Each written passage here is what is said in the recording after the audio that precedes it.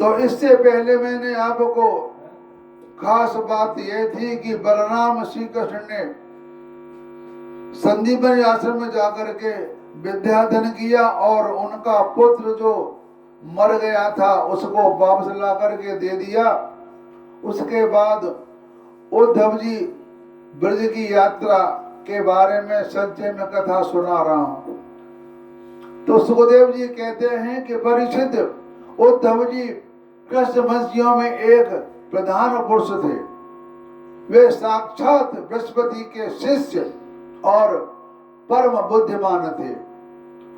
उनकी महिमा के संबंध में इससे बढ़कर और कौन सी बात कही जा सकती है कि भगवान श्री कृष्ण के प्यारे सखा तथा मंत्री भी थे। उद्धव जी में और भगवान कृष्ण में कोई देखने में अंतर नहीं था। दोनों की शक्ल एक सी थी। सिर्फ मोर का पंख नहीं होता था उद्धव जी के सर पर। कृष्ण भगवान और उद्धव जी की जल्दी से पहचान नहीं हो सकती थी। इसमें भी लोग चकरा जाते थे, क्योंकि जब एक बार उद्धव जी गोपियों को ज्ञान देने भगवान ने भेजा था तब वो एकदम चौंक गई कि कृष्ण भगवान कहां से आ गए। लेकिन वो कृष्ण भगवान नहीं थे, उद्धव जी थे। उनकी दोनों की शक्ल एक सी है। तो एक दिन शरणागतों के सारे दुख हर लेने वाले भगवान श्री कृष्ण ने अपने प्रिय भक्त और एकांत प्रेमी उद्धव जी का हाथ अपने हाथ में लेकर कहा, सौभाग्य स्वभाव उद्धव, तुम ब्रज में जाओ, वहां मेरे माता पिता नंद बाबा और यशोदा मैया है। उन्हें आनंदित करो और गोपियों को मेरे विरह की व्याधि से बहुत ही दुखी हो रही हैं तथा उन्हें मेरा संदेश सुनाकर उस वेदना से मुक्त करें। प्यारे उद्धव, गोपियों का मन नित्य निरंतर मुझ में ही लगा रहता है। उनके प्राण, उनका जीवन, उनका सर्वस्व मैं ही हूं।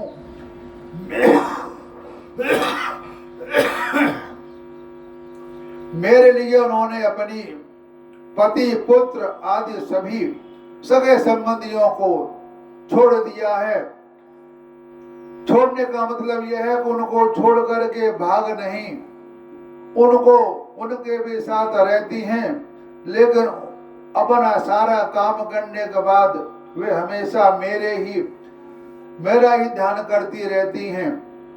अपने सारे इंसान काम करे और भगवान में ध्यान रहे तो उसका कभी भी बुरा नहीं हो सकता।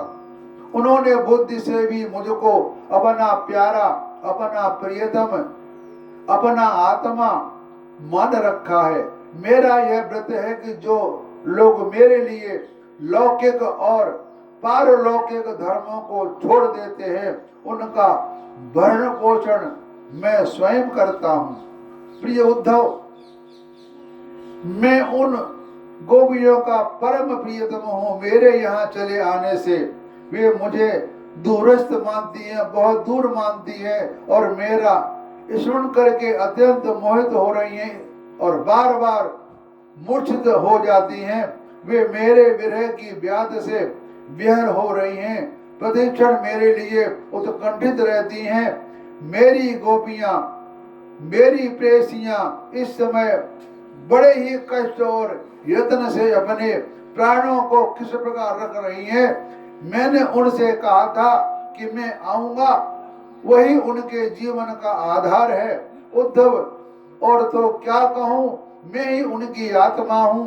वे नित्य निरंतर मुझ में ही तन्मय रहती हैं। जब कोई किसी से कह जाता है कि मैं आऊंगा तो वो उसकी याद में हमेशा बना रहता है कि कब आएंगे, कब आएंगे, कब आएंगे। तो इसलिए भगवान कहते हैं कि मैंने उनसे वादा करके आया था कि मैं यहाँ पर आऊंगा और वो मेरी याद कर रही हैं। तो सुखदेव जी कहते हैं कि परिस्थिति जब भगवान श्री कृष्ण ने यह बात कही तब उद्धव जी को बड़े आदर से अपने स्वामी का संदेश लेकर रथ पर सवार हुए और नंदगाम के लिए चल पड़े। परंतु सुंदर उद्धव जी की सूर्य अस्त के समय नंद बाबा के ब्रज में पहुंचे। उस समय जंगल में गौएं लौट रही थी। उनके घोड़ों के आघात से इतनी धूल उड़ रही थी कि उनका रथ ढक गया था। तो ब्रजभूमि में वृद्धमती गौओं के लिए मत वाले सांड आपस में लड़ रहे थे। उनकी गर्जना से सारा ब्रज गूंज रहा था और बछड़ों की ओर दौड़ रही थी। सफेद रंग के बछड़े इधर उधर उछल कूद करके मचाते हुए बहुत से ही भले मालूम होते थे। गायें दोहने की घर घर ध्वनि से और बांसुरियों की मधुर टेर से अब भी ब्रज की अपूर्ण शोभा हो रही थी। गोपी और गोप सुंदर सुंदर वस्त्र गहनों के साथ सज धज कर श्री कृष्ण तथा बलराम जी के मंगलमय चरित्रों का गान कर रहे थे। इस प्रकार ब्रज की शोभा और भी बढ़ गई थी। जब भगवान श्री कृष्ण के प्यारे अनुचर उद्धव जी ब्रज में आए तब उससे मिलकर नंद बाबा बहुत ही प्रसन्न हुए। उन्होंने उद्धव जी को गले लगाकर उनका वैसा ही सम्मान किया मानो स्वयं भगवान श्री कृष्ण आ गए हैं।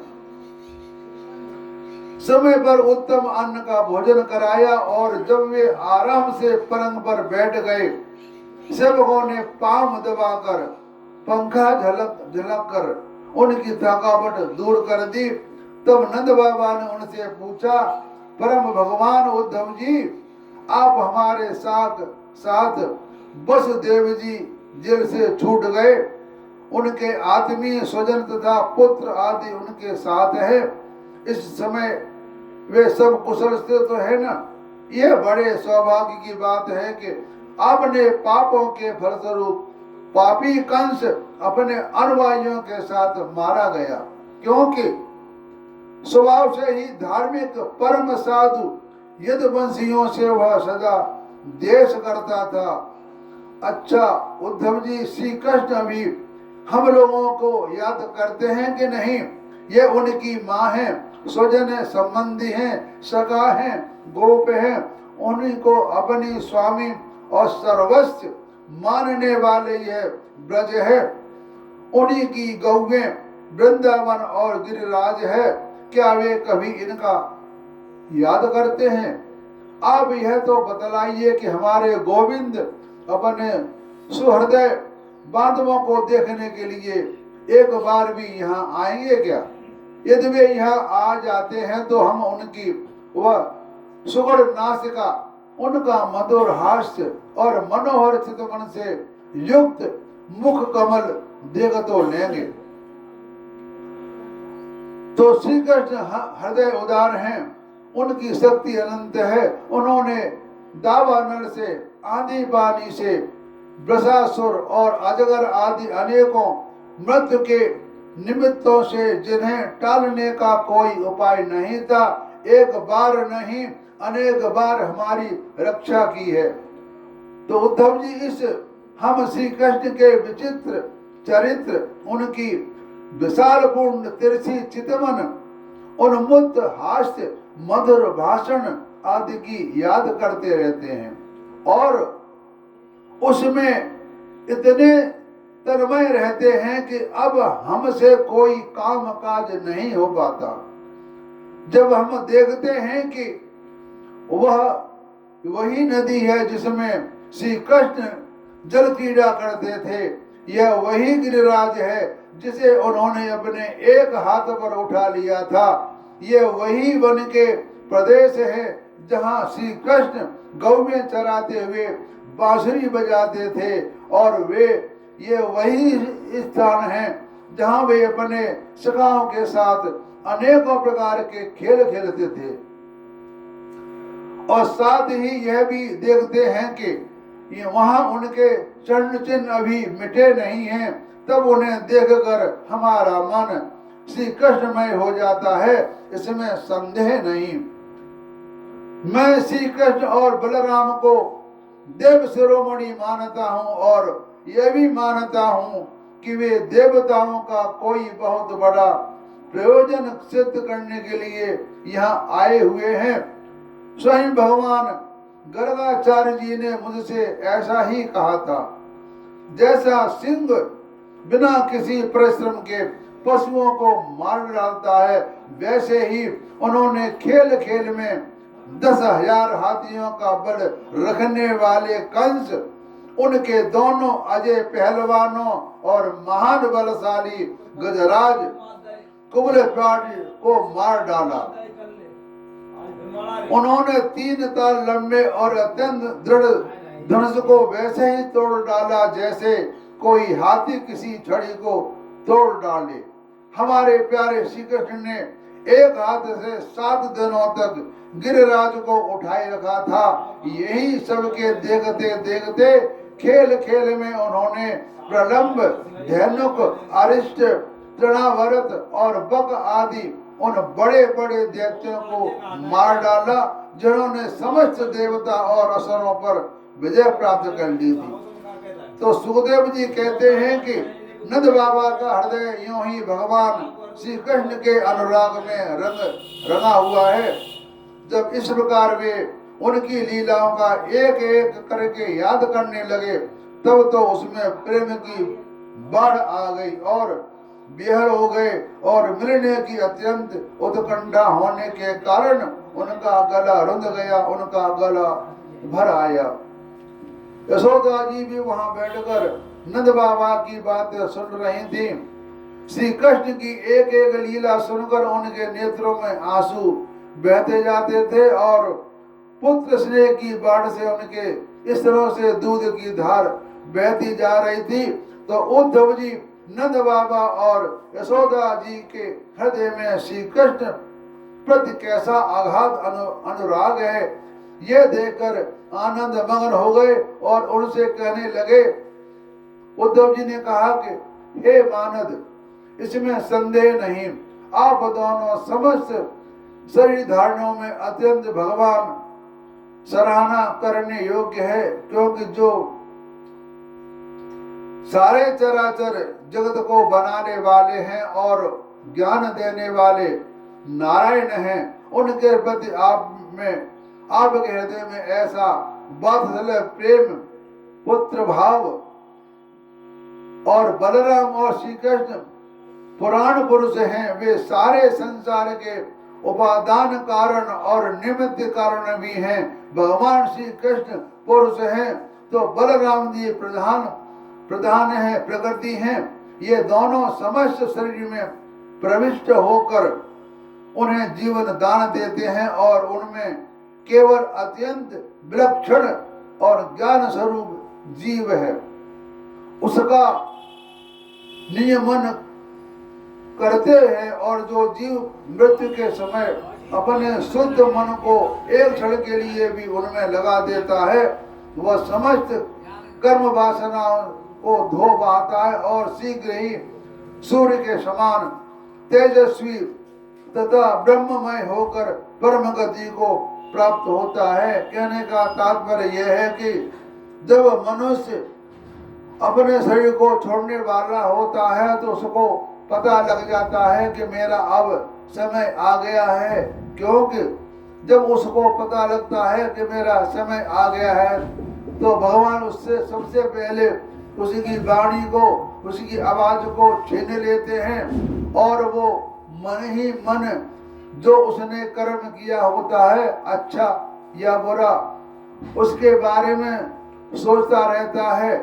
और कोई भला आदमी होता है तो राम का नाम लेता है अंदर ही अंदर, और कोई पाप करता है तो वो घबराता है, लेकिन वो कुछ कह नहीं सकता कि मैं क्या कहूँ, अब जो कुछ करना था तो कर चुका, अब तो मेरा समय आ गया है। तो वह पश्चाताप करता है और पश्चाताप करता है और राम का वो याद करता है तो उस आदमी का कल्याण हो जाता है। अगर पश्चाताप ना करे तो उसका फिर कल्याण नहीं होता। ये ऐसा शास्त्रों का लेख है, आगे क्या होता है ये भगवान जाने। वे भगवान ही जो सबके आत्मा और परम कारण है, भक्तों की अभिलाषा पूर्ण करने और पृथ्वी का भार उतारने के लिए मनुष्य का शरीर ग्रहण करने प्रकट हुए हैं। उनके प्रति आप दोनों का ऐसा सुदृढ़ वात्सल्य भाव है, फिर महात्माओं आप दोनों के लिए अब कौन सा शुभ कर्म करना शेष रह जाता है।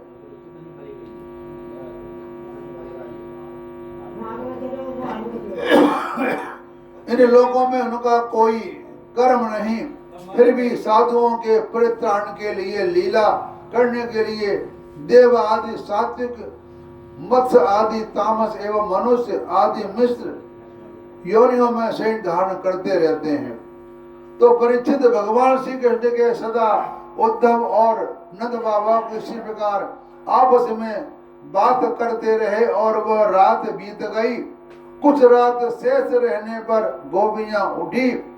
दीपक जलाकर उन्होंने घर की देहलियों पर वासुदेव का पूजन किया।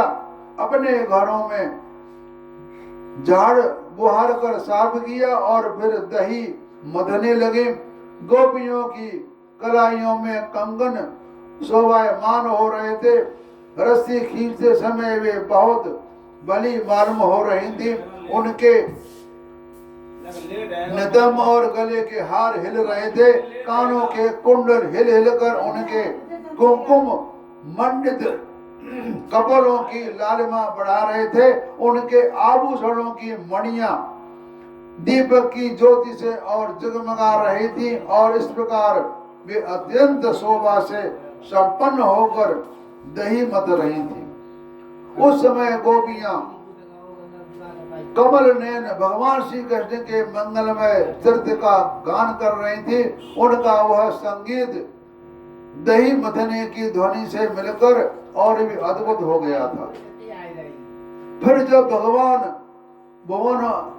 भुवन भास्कर का उदय हुआ, यानी सूर्य उदय हुआ, तब ब्रजंगानों ने देखा कि नंद बाबा के दरवाजे पर एक सोने का रथ खड़ा है। वे एक दूसरे से पूछने लगी कि यह किसका रथ है।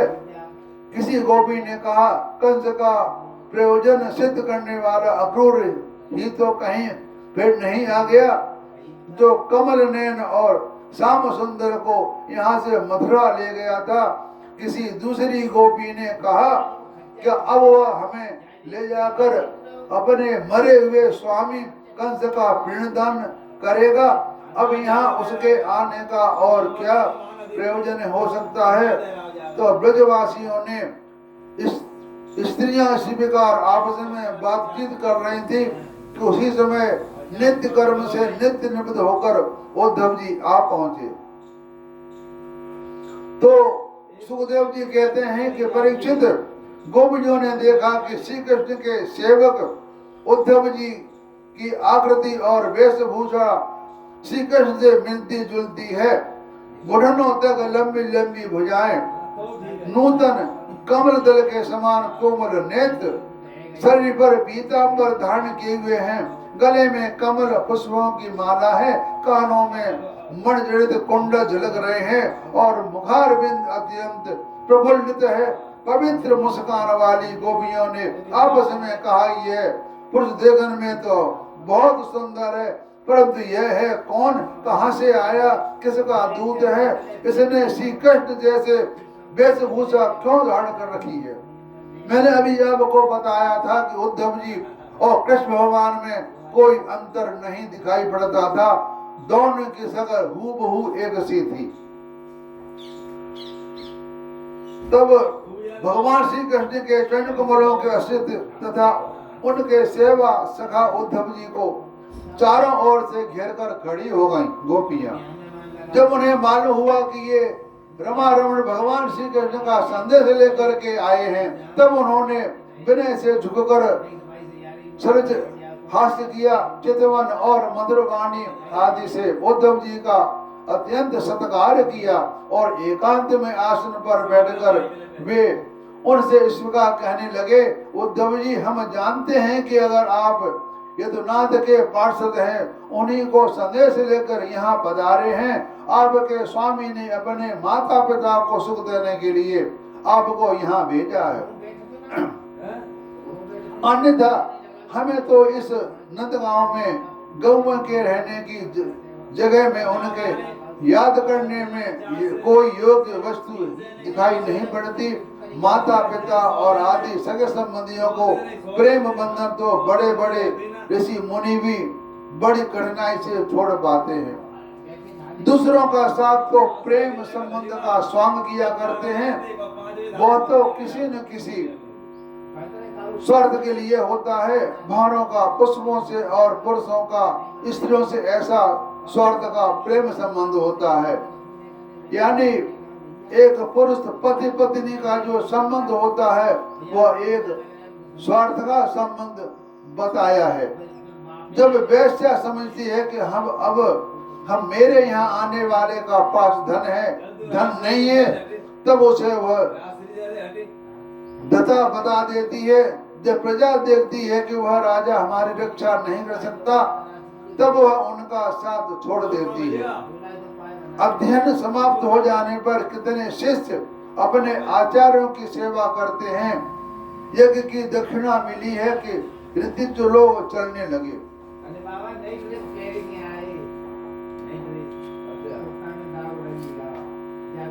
तो गोपी ने कहा कि रे मधुब, तुम कपटी का सखा हो, इसलिए तू भी कपटी है। गोपियों का कहने का मतलब यह है कि भगवान हमको छोड़कर चले गए, वो कपटी है और तू भी कपटी है। तू हमारे पैरों को मत छू, झूठे प्रणाम करके हमने अनवय विनय मत कर। हम देख रहे हैं कि श्री कृष्ण जो वरमाला हमारी सौतों के वक्ष स्थल के स्पर्श से मसली हुई है, उसका पीला पीला कुसुम तेरी मूंछों पर भी लगा हुआ है। तू स्वयं भी तो किसी कुसुम से प्रेम नहीं करता, यहाँ से वह उड़ा करता है। जैसे तेरे स्वामी वैसा ही तू। मधुपति श्री कृष्ण ने मथुरा की माननी नायिका को मनाया करें और उनका वह कुंभ रूप कृपा प्रसाद जो यदुवंशियों की सभा में उपहास करने योग्य है अपने ही पास रखे। उन्हें तेरे द्वारा यहाँ भेजने की क्या आवश्यकता है? जैसा तू काला है वैसा वे भी हैं कन्हैया। तू भी पुष्पों का रस लेकर उड़ जाता है, वैसे ही वे भी निकले। अपने मोहरा उड़ा और फूलों का रस पी करके या खुशबू लेकर के उड़ जाता है, ऐसा ही तू हुई है। उन्होंने हमें केवल एक बार, हाँ ऐसा लगता है कि केवल एक बार अपनी तनिक सी मोहिनी और परम मादक अधरसुधा पिलाई थी और फिर हम भोली भाली गोपियों को छोड़कर वे यहाँ से चले गए। पता नहीं सुकुमारी लक्ष्मी उनके चरण कमलों की सेवा कैसे करती रहती है। अवश्य ही वे छल छबीले श्री कृष्ण की चिकनी चुपड़ी बातों में आ गई होंगी। चित्त चोर से उनका भी चित्त चुरा लिया होगा। अरे भ्रमर, हम वनवासिनी हैं, हमारे तो घर द्वार भी नहीं है। तुम हम लोगों के सामने यदुवंश शिरोमणि श्री कृष्ण का बहुत सा गुणगान क्या कर रहे हैं। यह सब भला हम लोगों को मारने के लिए ही, परंतु नहीं, वे हमारे लिए कोई नहीं। हमारे लिए तो जाने पहचाने बिल्कुल पुराने हैं। तेरी चापलूसी हमारे पास नहीं चलेगी। तू जा, यहाँ से चला जा और जिनके साथ सदा विजयी रहता है उन श्री कृष्ण की मधुर पुरवासिनी सखियों के सामने जाकर उनका गुणगान कर। वे नहीं हैं, उनकी लीलाएं कम जानती हैं और वे इस समय वे उनकी प्यारी हैं। उसके हृदय की पीड़ा उन्होंने मिटा दी। वे तेरी प्रार्थना स्वीकार करेंगी, तेरी चापलूस से प्रसन्न होकर तुझे मुंह मांगी वस्तु देंगी। भौरे, वे हमारे लिए झटपटा रहे हैं, ऐसा तू क्यों कहता है? उनकी कपट भरी मनोहर मुस्कान और भाव के सारों से जो बस में हो न हो जाए, उनके पास दौड़ी आवे ऐसी कौन सी स्त्रियां हैं। अरे अनजान स्वर्ग में, पाताल में, पृथ्वी में एक ऐसा भी स्त्री नहीं, औरों की तो बात ही क्या। स्वयं लक्ष्मी भी उनका चरण की सेवा किया करती हैं, फिर हम श्री कृष्ण के लिए किस गिनती में हैं। परंतु तू उनके पास जाकर कहना कि तुम्हारा नाम तो उत्तम श्लोक है, अच्छे अच्छे लोग तुम्हारी कीर्ति का गान करते हैं, परंतु इनका सार्थकता तो इससे भी है कि तुम दोनों दिनों पर दया करो।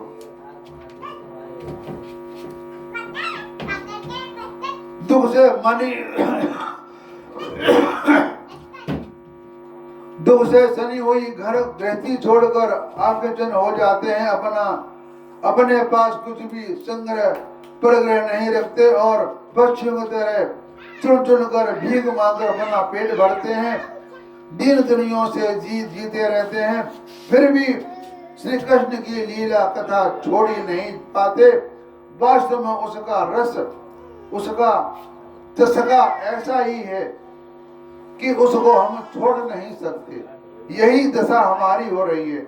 जैसे कृष्ण सागर मृग की पत्नी भोली भाली हरनिया व्याध के समुद्र गान का विश्वास कर लेती हैं और उसके जाल में फंसकर मारी जाती हैं, वैसे ही हम भोली भाली गोपियां भी उस छलिया की कृष्ण की कपट भरी मीठी मीठी बातों में आकर उन्हें सत्य के समान मान बैठे। तो सुखदेव जी कहते हैं कि परीक्षित गोपियां भगवान श्री कृष्ण के दर्शन के लिए अत्यंत उत्सुक लालायित हो रही थी और उनके लिए तड़प रही थी। उनकी बातें सुनकर उद्धव जी ने उनके प्रियतमा का संदेश सुनाकर सांत्वना देते हुए इस प्रकार कहा कि गोपियों, तुम कृतकृत्य हो, तुम्हारा जीवन सफल है। देवियों, तुम सारे संसार के लिए पूजनीय हो, क्योंकि तुम लोगों ने इस प्रकार भगवान श्री कृष्ण को अपना हृदय, अपना सर्वस्व समर्पित कर दिया है। दान वृत्त हम जो जब वेद्या धन ध्यान धारणा समाधि और कल्याण के अन्य विविध साधनों के द्वारा भगवान की भक्ति प्राप्त हो, यही प्रयत्न किया जाता है। तो भगवान श्री कृष्ण ने कहा है कि मैं सबका उपादान कारण होने से सबका आत्मा हूँ, सब में अनुराग हूँ, इसलिए मुझसे किसी भी तुम्हारे वियोग नहीं हो सकता। जैसे संसार के सभी भांति के पदार्थों में आकाश, वायु, अग्नि, जल और पृथ्वी, ये 5 महाभूत व्याप्त हैं। इन 5 महाभूतों से ही हमारा मनुष्य शरीर बनता है। आकाश, वायु, अग्नि, जल और पृथ्वी, ये 5 महाभूत हैं। और भूत में एक तत्व होता है, फिर भी हम लोग भूत से डरते हैं। अरे भैया, हम 5 महाभूत हैं और वो भूत में सिर्फ एक ही है। वैसे ही मन प्राण पंचभूत इंद्रिय और उनके विषयों का आश्रय हूँ, वे मुझ में हैं और मैं उनमें हूँ, और सब कुछ पूछो तो मैं ही उनके रूप में प्रकट हो रहा हूँ। मैं ही अपनी माया के द्वारा भूत इंद्रिय और उनके विषयों के रूप में होकर उनका आश्रय बन पाता हूँ, तथा स्वयं निमित्त भी बनकर अपने आप को रचता हूँ, पालता हूँ और समेट लेता हूँ। आत्मा माया और माया के कार्यों से अलग है। तो गोपियों, इसमें संदेह नहीं कि तुम्हारे नयनों का ध्रुव तारा हूँ, तुम्हारा जीवन सर्वस्व हूँ, किंतु मैं जो तुमसे इतना दूर रहता हूँ उसका कारण है वह यही कि तुम निरंतर मेरा ध्यान करो सको। शरीर से दूर रहने पर भी मन से तुम मेरी सानिध्य का अनुभव करो। अपना मन मेरे पास रखो, क्योंकि स्त्रियों और अनान्य प्रेमियों का चित्त अपने परदेसी प्रियतम में जितना निश्चल भाव से लगा रहता है, उतना आंखों के सामने पास रहने वाले प्रियतम में नहीं लगता। तो कल्याणियों, जिस समय मैंने वृंदावन में शारदी पूर्णिमा की रात्रि में रास क्रीड़ा की थी, उस समय जो गोपियां स्वजनों के रोक लेने से ब्रज में ही रह गईं, मेरे साथ रास विहार में सम्मिलित न हो सकी, वे मेरी लीलाओं का स्मरण करने से ही मुझे प्राप्त हो गई, तो मैं मिलूंगा अवश्य, निराश होने की कोई बात नहीं। तो सुखदेव जी कहते हैं कि परीक्षित अपने प्रियतम श्री कृष्ण का यह संदेश सुनाकर गोपियों को बड़ा आनंद हुआ और उनके संदेश से उन्हें श्री कृष्ण के स्वरूप और एक एक लीला की याद आने लगी। तो प्रेम से भरकर उन्होंने उद्धव जी से कहा कि उद्धव जी, ये बड़े सौभाग्य की बात है, आनंद की बात है कि यदुवंश शिरोमणि सताने वाले पापी कंस अपने अनुयायियों के साथ मारा गया। यह भी कम आनंद की बात नहीं कि श्री कृष्ण के बधु बांधव और गुरुजनों के सारे मनोरथ पूरे हो गए तथा अब हमारे प्यारे श्याम सुंदर उनके साथ सकुशल निवास कर रहे हैं। किंतु उद्धव जी, एक बात आप हमें बतलाइए, जिस प्रकार हम अपनी प्रेम भरी लजीली मुस्कान और उन्मुक्त चितवन से उनकी पूजा करती थी और वे भी हमारे प्यार करते थे, उसी प्रकार मथुरा की स्त्रियों ने भी प्रेम करती हैं कि नहीं? तब तक दूसरी गोपी बोली उठी, अरे सखी, हमारे प्यारे श्याम सुंदर तो प्रेम की मोहिनी कला के विशेषज्ञ हैं। सभी श्रेष्ठ स्त्रियां उनसे प्यार करती हैं, फिर भला जब नगर की स्त्रियां उनसे मीठी मीठी बातें करेंगी और हाव भाव से उनकी ओर देखेंगी, तब वे उन पर क्यों न रीझेंगे? दूसरी गोपियां बोली, आप यह बतलाइए कि जब कभी नारियों की मंडली में कोई बात चलती है और हमारे प्यारे स्वच्छंद रूप से बिना किसी के संकोच के जब प्रेम की बातें करने लगती हैं, तब क्या प्रसंगवश हम गवार ग्वालियों की भी याद करते हैं? तो कुछ गोपियों ने कहा कि उद्धव जी, क्या कभी श्री कृष्ण उन रात्रियों का याद करते हैं जब कुमुदुनी तथा कुंद के पुष्प खिले हुए थे, चारों ओर चांदनी छिटक रही थी और वृंदावन अत्यंत रमणीय हो रहा था? उन रात्रियों को में ही उन्होंने रास मंडल को बनाकर हम लोगों के साथ नृत्य किया था। कितनी सुंदर वह रास लीला थी। कुछ दूसरी गोपियां बोली, उद्धव जी, हम सब तो उन्हीं की विरह की आग से जल रहे हैं। देवराज इंद्र जैसे जल बरसा कर वन को हरा भरा कर देते हैं, उसी प्रकार क्या कभी श्री कृष्ण भी अपने कर स्पर्श आदि से हमें जीवन दान देने के लिए यहाँ आएंगे? तब एक गोपी ने कहा, अरे सखी, अभी तो उन्होंने शत्रु को मारकर राज्य पा लिया है, जिसे देखो वही उनका सूर्योदय बन फिरता है। अब वे बड़े बड़े नरपतियों की कुमारियों से विवाह करेंगे और उनके साथ आनंदपूर्व रहेंगे। यहाँ हम गंवारियों के पास क्यों आएंगे? तो दूसरी गोपी ने कहा कि नहीं सखी, महात्मा श्री कृष्ण तो स्वयं लक्ष्मीपति हैं, उनकी सारी कामनाएं पूर्ण हैं, वे कृतकृत्य हैं। हम वनवासिनी ग्वालियों अथवा दूसरी राजकुमारियों ने उनका कोई प्रयोजन नहीं। हम लोगों को बिना उनका कौन सा काम अटका रहा है? देखो, वैसा होने पर भी पिंगल ने क्या ही ठीक कहा है, संसार में किसी की आशा न रखना ही सबसे बड़ा सुख है। यह बात हम जानती हैं, फिर भी हम भगवान श्री कृष्ण के लौटने की आशा छोड़ने में असमर्थ हैं। हम उसकी आशा को नहीं छोड़ सकते कि वे हमारे पास जरूर आएंगे।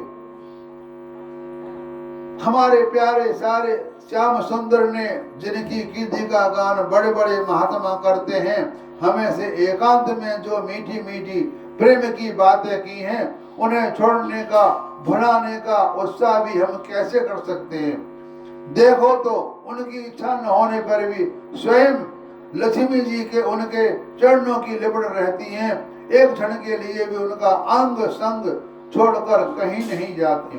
उद्धव जी, यह वही नदी है जिससे वे विहार करते थे, यह वही पर्वत है जिससे शिखर पर चढ़कर वे बांसुरी बजाते थे, यह वही वन है जिनमें वे रात्रि के समान रास लीला करते थे, ये वही गौवे हैं जिनके चराने के लिए वे सुबह शाम हम लोगों को देखते हुए जाते आते थे।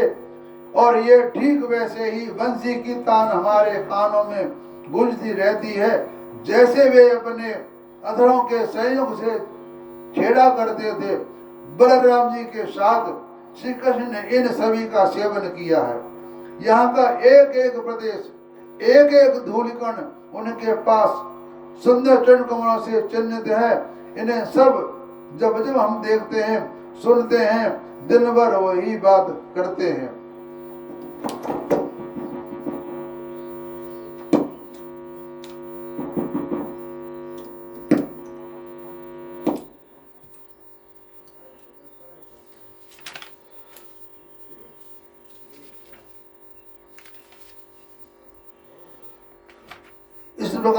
इस प्रकार गोपियां आपस में बात करती हैं भगवान के बारे में। तो सुखदेव जी कहते हैं कि प्रिय परीक्षित, भगवान श्री कृष्ण का प्रिय संदेश सुनकर गोपियों के विरह की व्यथा शांत हो गई और इंद्रियातीत भगवान श्री कृष्ण को अपने आत्मा के रूप में सर्वत्र स्थित समझ चुकी थी। अब वे बड़े प्रेम और आदर से उद्धव जी का सत्कार करने लगी। उद्धव जी गोपियों की विरह व्यथा मिटाने के लिए कई महीनों तक वहां रहे। वे भगवान श्री कृष्ण की अनेकों लीलाएं और बातें सुना सुनाकर ब्रजवासियों को आनंदित करते रहते। नंद बाबा के ब्रज में जितने दिनों तक उद्धव जी रहे, उतने दिनों तक भगवान श्री कृष्ण की लीला की चर्चा होती रहने के कारण ब्रजवासियों को ऐसा जान पड़ा मानो अभी एक ही क्षण हुआ हो। भगवान के परम व्यक्ति भक्त उद्धव जी कभी नदी तट पर जाते, कभी वन में विहार करते, कभी गिरिराज की घाटियों में विचरते, कभी रंग बिरंगे फूलों से लदे हुए वृक्षों से ही रम जाते।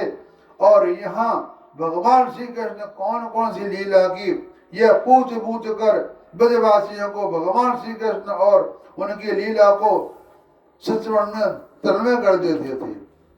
तो सुखदेव जी कहते हैं कि परीक्षित, इस प्रकार कई महीनों तक ब्रज में रहकर उद्धव जी ने अब मथुरा जाने के लिए गोपियों से, नंद बाबा और यशोदा मैया से आज्ञा प्राप्त की।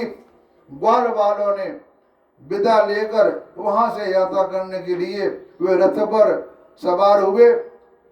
जब उनका रथ ब्रज से बाहर निकला तब नंद बाबा आदि गोपगण बहुत सी भेंट की सामग्री लेकर उनके पास आए और आंखों से आंसू भरकर उन्होंने बड़े प्रेम से कहा, उद्धव जी, अब हम यही चाहते हैं कि हमारी मन की एक एक व्यक्ति, एक एक संकल्प श्री कृष्ण के चरण कमलों को ही आश्रित रहे, उन्हीं की सेवा के लिए उठे और उन्हीं में लगा भी रहे। हमारी वाणी नित्य निरंतर उन्हीं के नामों का उच्चारण करते रहे और शरीर उन्हीं को प्रणाम करने और उनकी आज्ञा पालन और सेवा में लगा रहे। उद्धव जी, हम सब कहते हैं कि मोक्ष की इच्छा बिल्कुल नहीं, हम भगवान की इच्छा से अपने कर्मों के अनुसार चाहे जिस योनि में जन्म लें वहां शुभ आचरण करें, दान करें और उसका फल यही पावें कि हमारे अपने ईश्वर श्री कृष्ण में हमारी प्रीति उत्तरोत्तर बढ़ती रहे। प्रिय परीक्षित, नंद बाबा आदि गोपों ने इस प्रकार श्री कृष्ण भक्ति के द्वारा उद्धव जी का सम्मान किया। अब वे भगवान श्री कृष्ण के द्वारा सुसज्जित मथुरा जी में लौट आए। वहां पहुंचकर उन्होंने भगवान श्री कृष्ण को प्रणाम किया और उन ब्रजवासियों की प्रेममयी भक्ति का उद्योग जैसा उन्होंने देखा, वो सब कथा सुनाई। इसके बाद नंद बाबा ने भेंट की जो जो सामग्री दी, वही उनको वसुदेव जी, बलराम जी और राजा उग्रसेन को दे दी। अब ये कथा यहाँ पर जो थी मैंने सचिन में सुना दी। आगे कथा में उसके बाद जो है वही सुनाऊंगा। अब अपनी वाणी को मैं विश्राम देता हूँ। हरिओम तत्सत।